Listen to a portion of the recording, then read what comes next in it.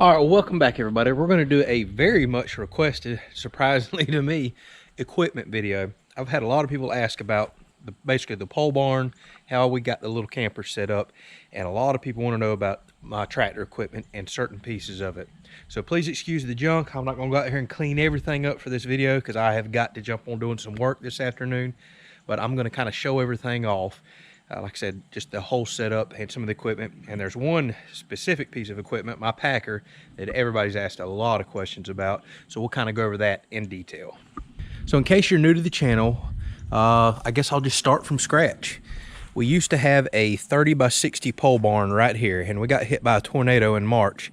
And it completely tore up a bunch of my tractor equipment, totaled our camper that I was sleeping in, by the way, and threw it all out here and just crumpled it up.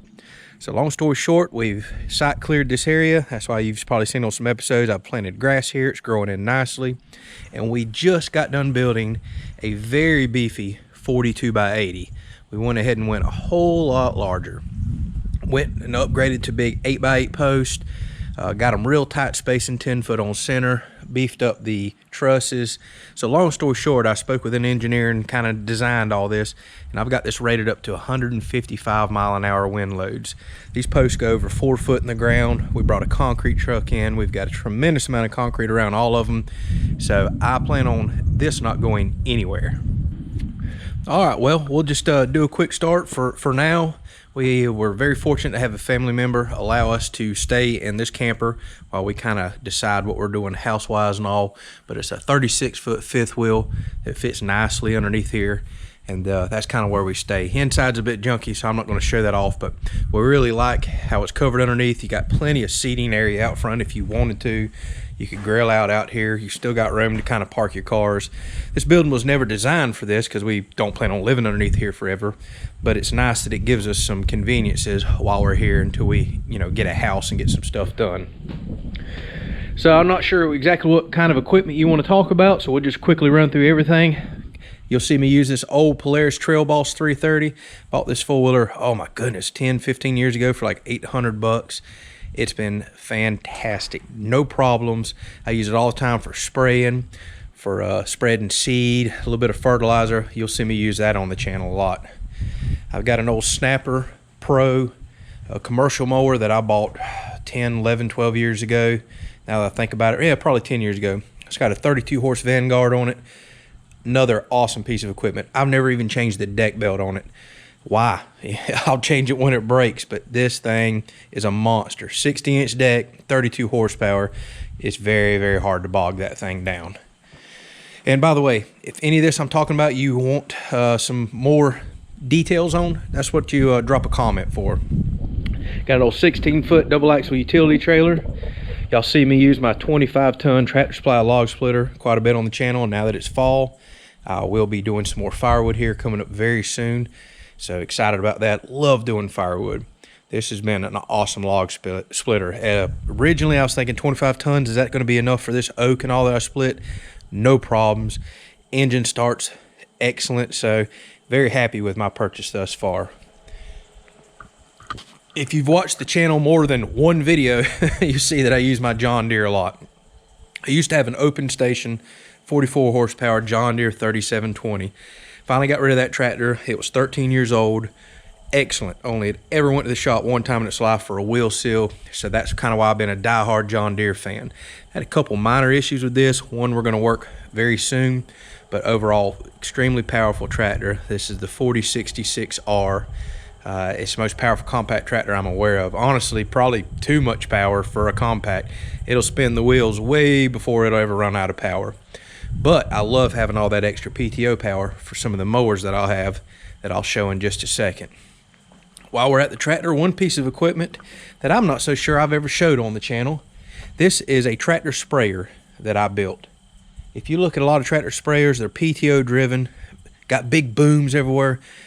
Very, very expensive. You'll see that I build a lot of stuff on the channel to kind of save myself some money.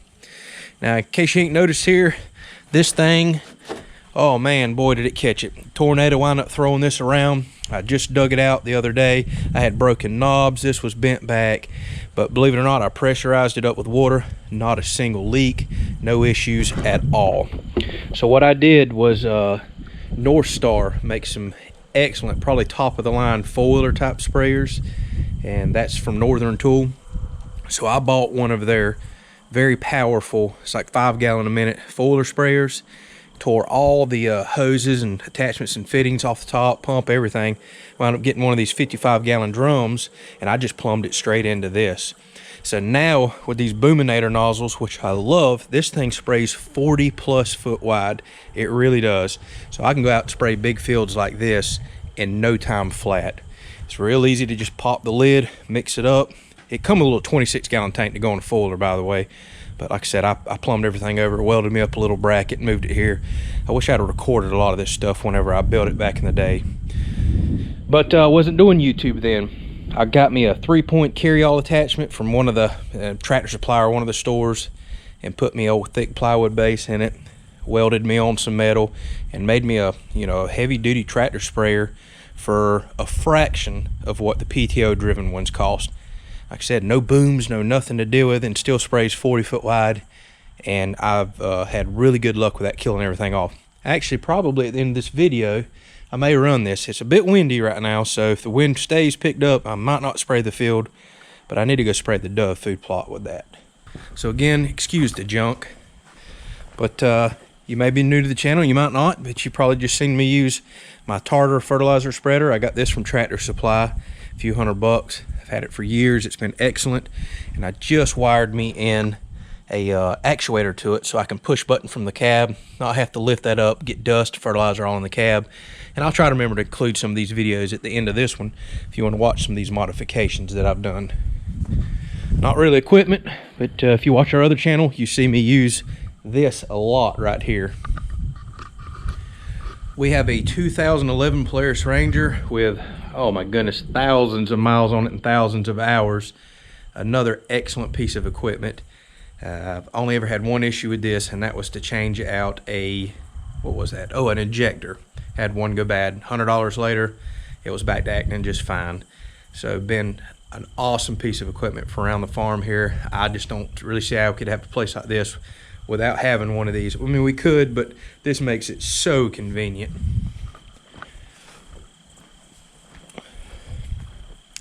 This is my Cronie TM 1900. It's a flail mower. A lot of people think I have a tiller out here, but it's actually a rotating flail mower.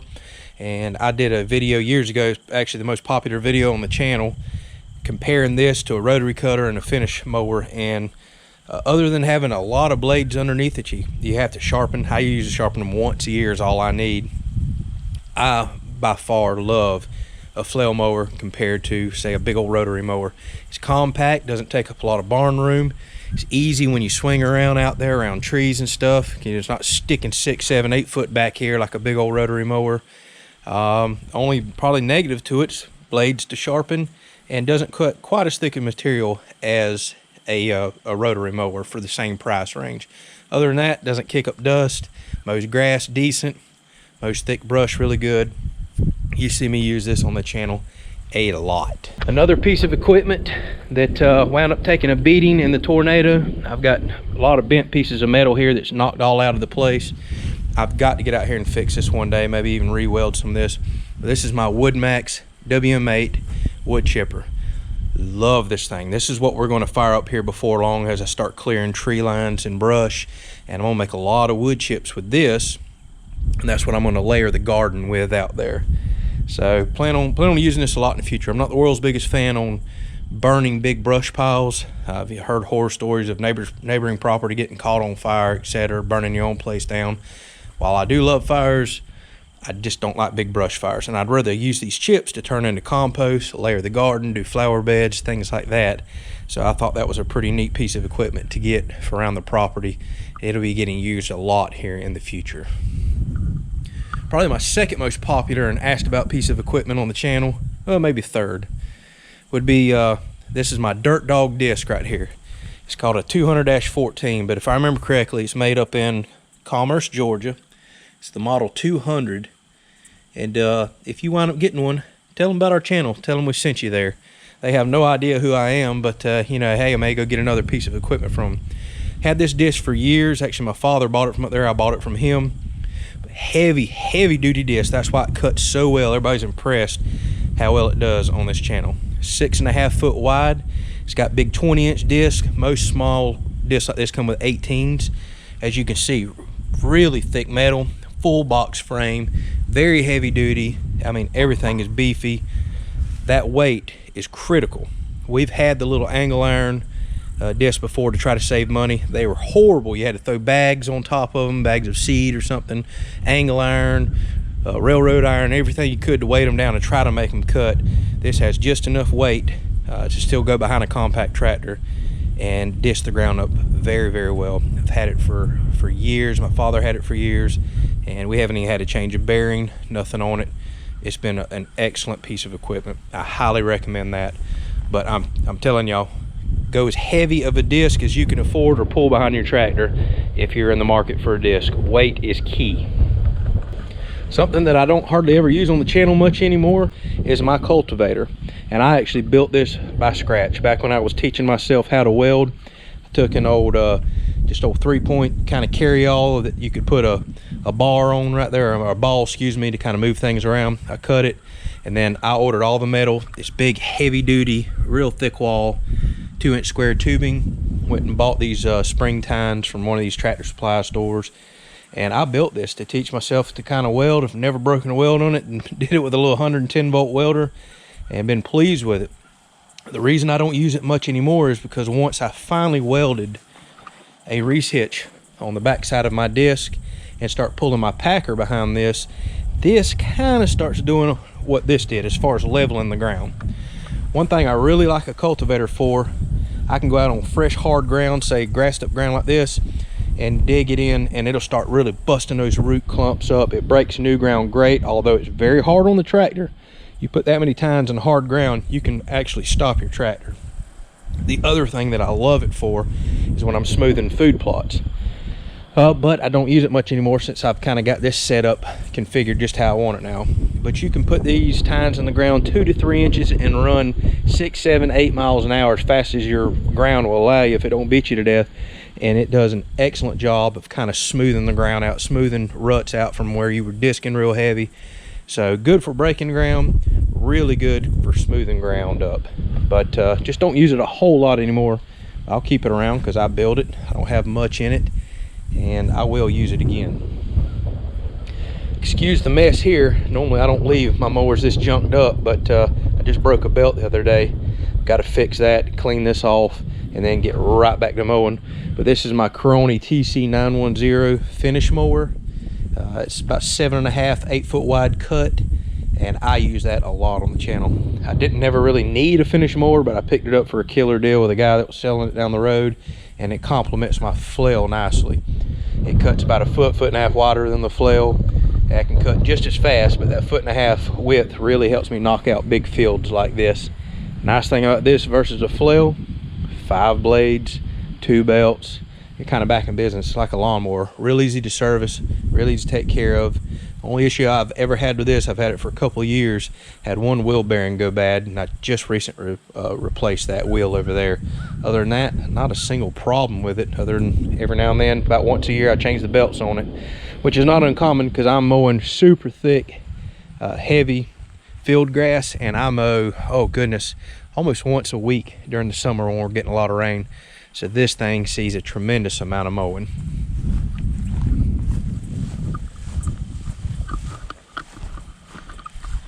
I've also got a post hole digger or an auger, as y'all have seen. Got a couple big auger blades over there, like a, I don't know, 12-inch and a 6-inch. They make a 9 for it as well. I think I bought this from Agri Supply. Not a moment's trouble with it. It's excellent for planting flowers, things like that. People don't think about using it for that. And then the obvious choice is putting in post. So you'll see me use that from time to time on the channel. This is an old root rake that I have. Never busted a weld. Excellent piece of equipment. I dig out roots, push trees, do stuff with this quite often. My father has had this on 2 to 3 different tractors, and then I bought it from him when I got my last tractor, so this thing is very, very old. There's a guy on YouTube named Cotton Top, I think is his YouTube channel, and he just went to where we bought this from. It's Lynn's Industrial Welding in Perry, Florida, and this is called Rakemaster. This guy's been building nothing but these, and he makes hydraulic grapples. He's been building them for a long time. It's a nice, small, family-owned business, and he's made him an excellent living out of making these, and they're solid products. This could use some paint, but like I said, it's old as sin, and never been anything on it. It's just heavy duty. A little compact tractor is not going to bend 1-inch thick metal, so I really like that it's overbuilt. But check them out, Rakemaster in Perry, Florida. The next thing that I have is a 72-inch box blade, and I have beefed it up. That's why it looks like Frankenstein, because I did actually bend this a while back. But this is oh, what is the name of this one? I'm trying to remember. There it is, King Cutter. So it's a King Cutter 72-inch 6-foot box blade. I use it quite often for, obviously, for moving dirt's what they're designed for, but I'll actually push some roots up in small stumps. That's how I've been it a while back, so I beefed it up. Maybe it'll treat me well from here on out. But box blade, it's one of those things you don't need often, but when you do, man, it's a nice piece of equipment to have. I can do a lot with the bucket on the front of my tractor, but a box blade is a handy tool, no doubt. All right, so the moment a lot of you have been waiting for, my roller packer. I get more questions about this piece of equipment than anything else. Now it's kind of dirty because I just used it and I'm about to use it again, but I got it flipped up out of the way, and while I have it here, I'll just kind of show you how I built this. So this was two, I don't know, I'm gonna guess 100-pound propane cylinders, and I actually cut the bottom off of either of them and welded them together right here. Can't even really see the seam, but it's right in there. This was one of my probably very first welding projects. Built this a long time ago, and it's held up really well, so I'm pleased with that.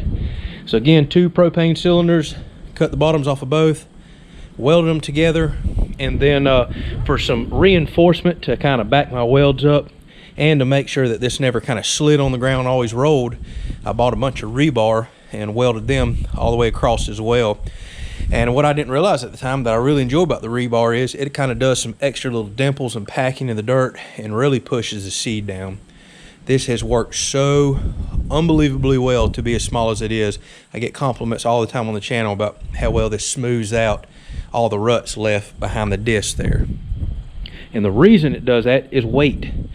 So I just took an old pipe nipple and welded it in here after I cut me a hole, put a cap on here, and I have this filled slap full of water. So that adds a lot of extra weight, which is very much needed for pressing seeds in. So the whole frame is built out of 2 thin, as you can see by me bending it here, 2-inch square tubing. At the time I was having a hard time getting 1/4 inch, and I wound up going with some very thin stuff here. I wish I had went thicker. It's actually held up really well, and the reason I bent this was whenever the tornado tore the building down over here, it grew up really thick, and I was kind of going through there with the tractor and wound up accidentally snagging this, and that's how that got bent. Didn't get bent by actually using it. So I may try to straighten this out, or I might build me an even more heavy-duty frame down the road. But a lot of people ask the material. Again, 2-inch square tubing. I had some old pipe laying around back in the day, so I kind of did some gussets and reinforcement there with it. I don't know, that's probably 1.25 inch, 1.5 pipe. Got online, got me old 2-inch ball coupler, and bolted that through so I could pull it around. I used to pull this around behind the Ranger and 4-wheeler, but to be honest with you, it's a bit heavy for those. I was afraid I was going to burn the belt out in this before long, because there's a lot of weight back there, but it pulls perfectly behind the tractor.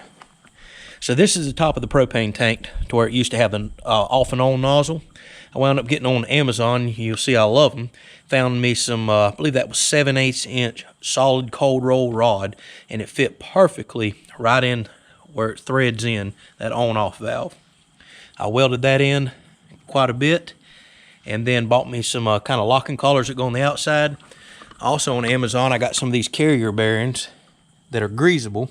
These are some medium duty, and believe it or not, the most expensive part of this whole project are these bearings. You can literally spend several $100s on carrier bearings if you wanted to, especially for the heavy duty versions. But I bought some medium duty ones that weren't that outrageous from what I can remember. but I was dead set on having something that was greasable. I've had this for years. It has yet to give me a single problem. Bearings are still rolling nice and smooth.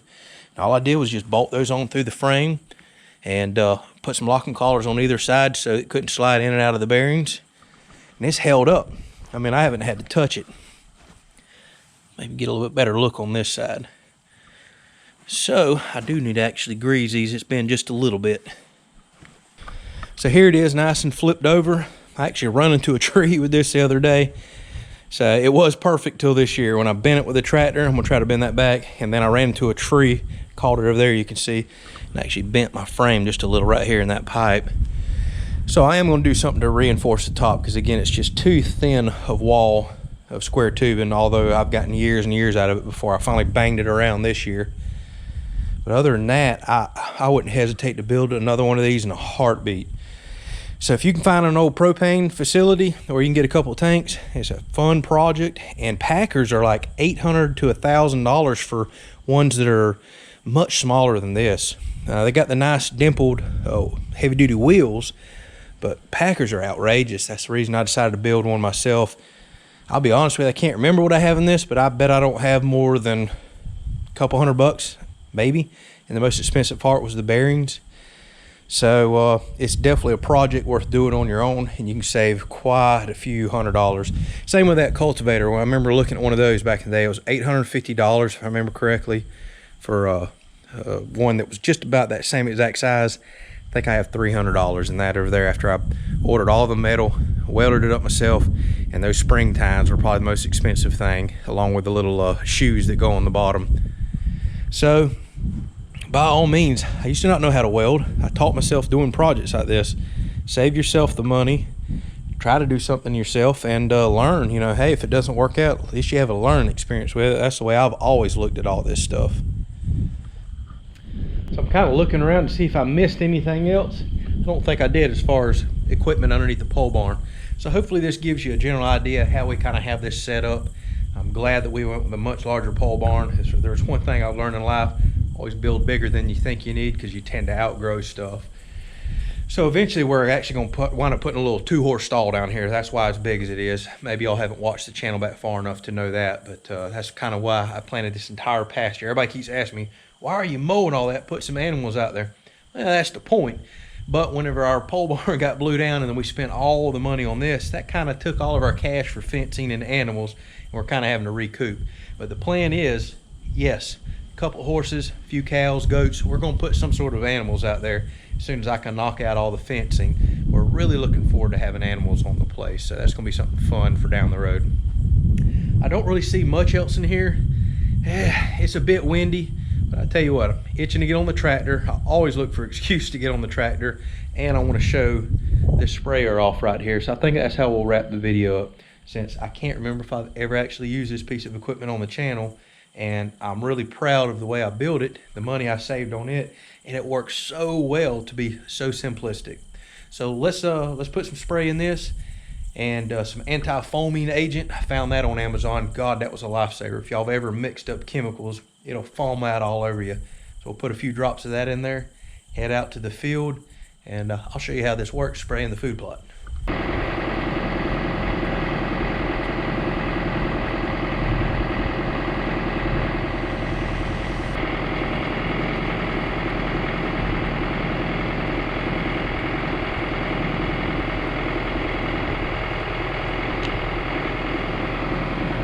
This is some anti-foamer I get off of Amazon.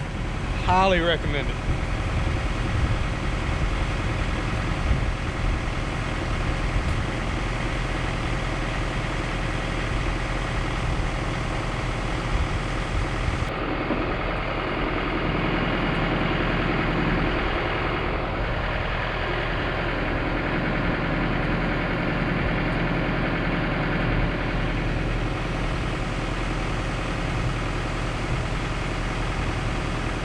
The cool thing about this setup is I can cut off the nozzles, open this recirc valve, and actually mix the tank as I'm filling.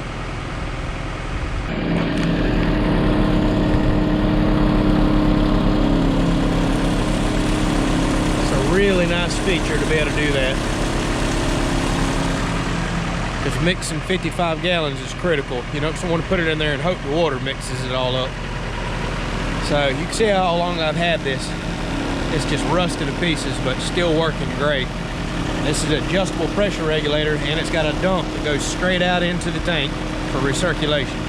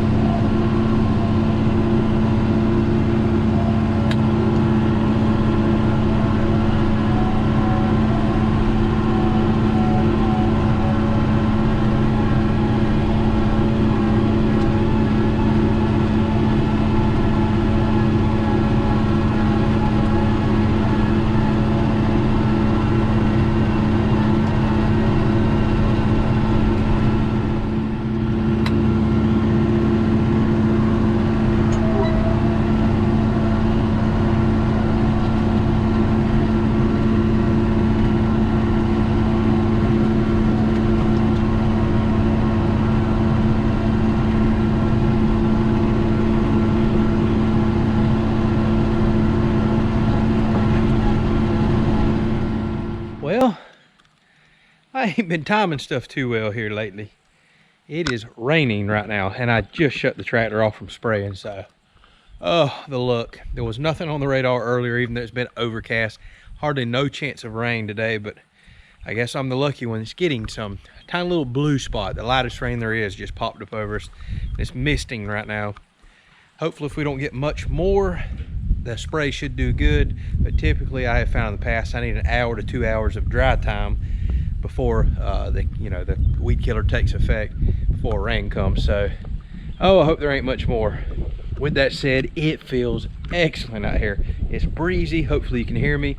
It's cool today. This is the first cool snap of the year.